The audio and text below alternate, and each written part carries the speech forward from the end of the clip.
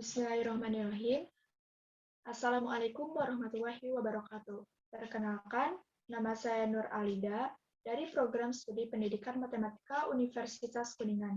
Di sini, saya akan mempresentasikan materi tentang instrumen administrasi peserta didik untuk memenuhi salah satu tugas mata kuliah administrasi pendidikan dengan dosen pengampu Bapak Azin Taufik MPD.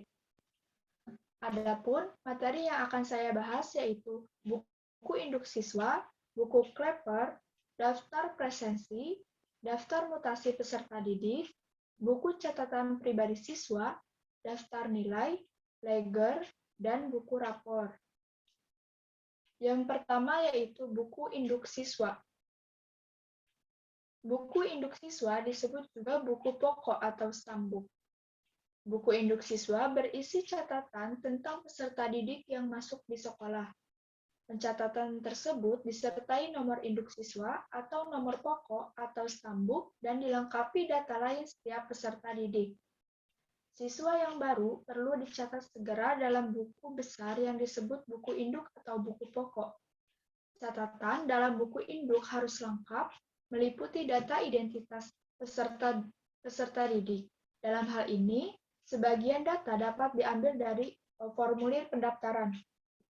Buku induk merupakan kumpulan daftar nama murid sepanjang masa dari sekolah itu. Di samping itu, identitas murid dalam buku induk juga berisi prestasi belajar anak yang terdapat dalam daftar nilai rapor dari tahun ke tahun selama belajar di sekolah tersebut. Catatan dalam buku induk harus bersih dan jelas dan merupakan tanggung jawab kepala sekolah yang penggarapannya bisa diserahkan kepada pegawai sekolah. Hal ini dinyatakan oleh Suryo Subroto pada bukunya tahun 2004 halaman 79 sampai dengan 80. Adapun fungsi dari buku induk siswa. Perlunya ada buku induk siswa dikarenakan kelengkapan data ini sangat penting dalam berbagai kasus tertentu. Misalnya, yang pertama, untuk menentukan siswa yang berhak memperoleh dana bantuan. Yang kedua, mengetahui perkembangan jumlah siswa dari tahun ke tahun. Yang ketiga, yaitu memahami kondisi siswa, terutama bagi yang memiliki masalah baik akademik maupun non-akademik. Dan yang keempat, yaitu memenuhi keterangan pihak tertentu, seperti kepolisian, sebagai pemenuhan keterangan untuk kejadian tertentu. Nah, ini merupakan contoh buku induk siswa. Terdiri dari beberapa komponen, yaitu mengenai keterangan pribadi, seperti nama, tempat tanggal lahir, jenis kelamin, agama, dan lain-lain. Yang kedua yaitu keterangan mengenai tempat tinggal, seperti nama jalan, desa, RT RW, kecamatan, kabupaten, nomor telepon rumah, dan lain-lain. Yang ketiga yaitu keterangan mengenai kesehatan, seperti tinggi badan atau berat badan siswa, penyakit yang pernah diderita oleh siswa, golongan darah, kelainan jasmani, dan lain-lain. Selanjutnya yaitu keterangan mengenai pendidikan sebelumnya. Hal ini maksudnya pendidikan yang pernah ditempuh atau asal sekolah seperti TK, SD, SMP, dan lain-lain. Dan yang terakhir biasanya berisi keterangan mengenai orang tua atau wali. Data ini mengenai nama orang tua, pekerjaan orang tua, alamat orang tua, dan lain-lain. Yang kedua yaitu buku Klepper. Buku Klepper merupakan buku yang digunakan untuk menuliskan data siswa terkait nama mereka secara alfabetis, yaitu berurutan sesuai alfabet atau abjad dari A sampai dengan Z, dengan maksud memudahkan pencarian data siswa yang dibutuhkan. Nah, pencatatan buku Klepper diambil dari buku induk, tetapi penulisannya diurutkan berdasarkan abjad. Hal tersebut dimaksudkan untuk memudahkan pencarian data peserta didik kembali jika sewaktu-waktu diperlukan. Nah, adapun fungsi dari buku Klepper, yaitu sebagai media penulisan nama siswa yang terdaftar di sekolah, dan penulisannya didasarkan pada urutan huruf dari awal sampai akhir agar tersusun rapi dan memungkinkan data siswa ditemukan dengan mudah dan cepat. Buku ini juga berfungsi untuk membantu buku induk memuat data murid yang penting. Pengisiannya dapat diambil dari buku induk, tetapi tidak selengkap buku induk. Adapun kegunaan utama buku Clapper, yaitu untuk memudahkan mencari data murid, apalagi belum diketahui nomor induknya. Nah, hal ini mudah ditemukan di dalam buku Clapper karena nama murid sudah disusun menurut abjad. Nah, adapun contoh dari buku Clapper, biasanya meliputi nomor urut siswa, selanjutnya yaitu nomor induk siswa, nama siswa, jenis kelamin, tempat tanggal lahir, nama orang tua, tanggal masuk atau diterima di sekolah, tanggal keluar atau lulus dari sekolah, dan disertai keterangan. Yang ketiga yaitu daftar presensi. Daftar presensi merupakan daftar yang berisi nama siswa yang digunakan untuk mencatat kehadiran siswa di kelas. Di dalam kelas biasanya daftar presensi dipegang oleh guru untuk memeriksa kehadiran siswa di kelas pada jam pelajarannya. Daftar presensi atau daftar hadir itu dimaksudkan untuk mengetahui frekuensi kehadiran peserta didik di sekolah, sekaligus untuk mengontrol kerajinan belajar peserta didik. Daftar hadir ini dapat disebut sebagai daftar hadir bulanan atau daftar hadir mingguan. Tugas guru atau petugas yang ditunjuk adalah memeriksa dan memberikan tanda tentang hadir atau tidaknya seorang murid, siswa, atau peserta didik satu kali dalam satu hari. Nah, adapun perbedaan antara presensi dan absensi dalam pendidikan yang wajib diketahui oleh guru, dosen, mentor, tutor, instruktur, maupun tenaga kependidikan yang lain. Konsep presensi dan absensi sangatlah berbeda, namun sampai saat ini masih banyak guru belum mengetahui tentang hal itu. Presensi itu diambil dari bahasa Inggris, yakni present, yang artinya hadir atau datang. Sedangkan absensi, yaitu absen, artinya tidak datang. Dalam bahasa Indonesia sudah jelas bahwa absen artinya yaitu tidak masuk sekolah, tidak masuk kerja, atau tidak hadir. Nah, adapun fungsi dari daftar presensi digunakan untuk memeriksa kehadiran peserta didik pada kegiatan sekolah. Daftar hadir peserta didik sangat penting sebab frekuensi kehadiran peserta didik dapat diketahui atau dikontrol. Setiap hari biasanya daftar kehadiran itu dipegang oleh petugas khusus. Sedangkan untuk memeriksa kehadiran peserta didik di kelas pada jam-jam pelajaran, daftar hadir itu dipegang oleh guru. Nah, ini merupakan contoh daftar presensi, berisi nama siswa dan keterangan kehadirannya di kelas. Apakah hadir, sakit, izin, atau apa tanpa keterangan. Dan ketika di akhir, jumlah presensi akan diperhitungkan sebagai bentuk laporan. Nah, biasanya daftar presensi ini dilaporkan setiap sebulan sekali. Yang keempat yaitu daftar mutasi siswa. Mutasi yaitu perpindahan peserta didik dari kelas yang satu ke kelas yang lain, yang sejajar, atau perpindahan peserta didik dari sekolah yang satu ke sekolah yang lain yang sejenis. Perpindahan siswa bisa juga disebut istilah mutasi siswa. Mutasi siswa adalah perpindahan peserta didik dari sekolah asal ke sekolah yang dituju, sesuai dengan prosedur dan telah memenuhi syarat mutasi. Nah, adapun syarat mutasi biasanya yang pertama yaitu surat keterangan pindah dari sekolah asal, yang kedua yaitu surat rekomendasi dari Dinas Pendidikan yang dituju, dan yang ketiga biasanya yaitu fotokopi rapor lengkap. Perpindahan siswa mempunyai dua pengertian, yaitu yang pertama, perpindahan siswa dari suatu sekolah ke sekolah lain yang sejenis, yang kedua yaitu perpindahan siswa dari suatu jenis program ke jenis program yang lain.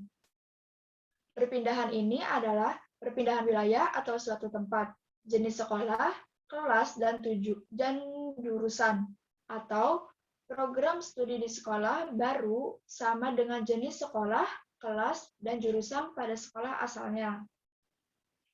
Nah, adapun fungsi dari buku mutasi siswa. Buku mutasi ini dimaksudkan untuk mengetahui keadaan jumlah peserta didik dengan persis. Daftar mutasi ini digunakan untuk mencatat keluar masuk peserta didik dalam setiap bulan, semester, atau setahun. Hal tersebut dilakukan karena keadaan peserta didik tidak selalu tetap.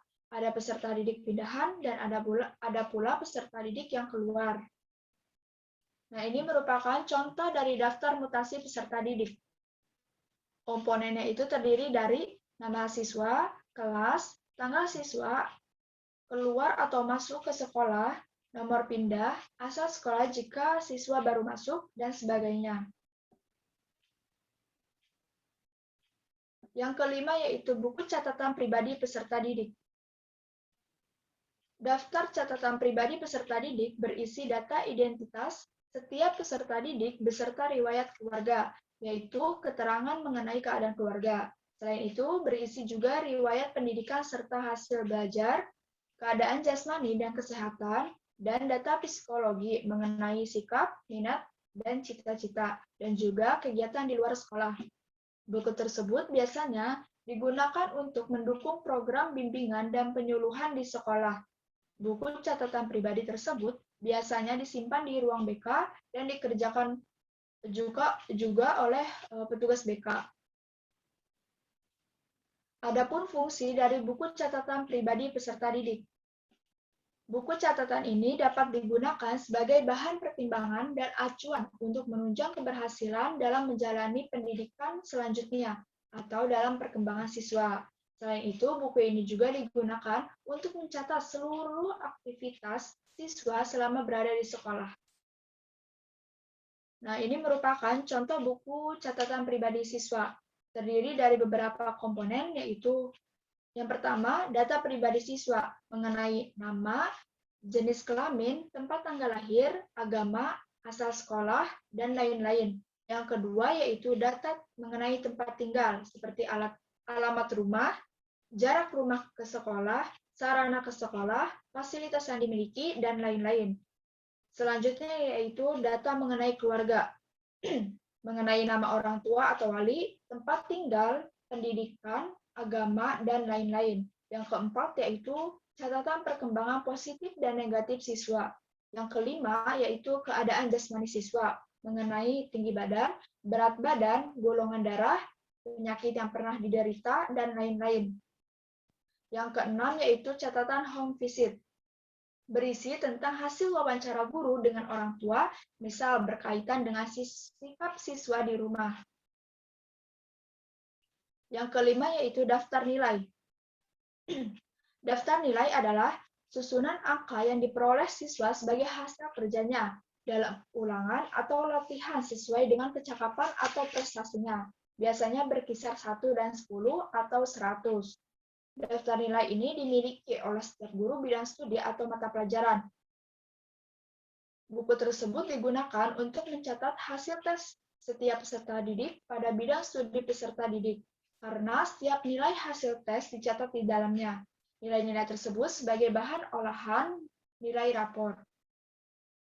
Nah, adapun fungsi dari daftar nilai memiliki kegunaan yang penting bagi seorang guru atau pendidik untuk mengetahui tahapan dan proses perkembangan siswa. Seperti, misal seorang siswa kehadirannya baik, namun tidak dapat mengikuti pembelajaran dengan baik, sehingga mempengaruhi nilainya di akhir.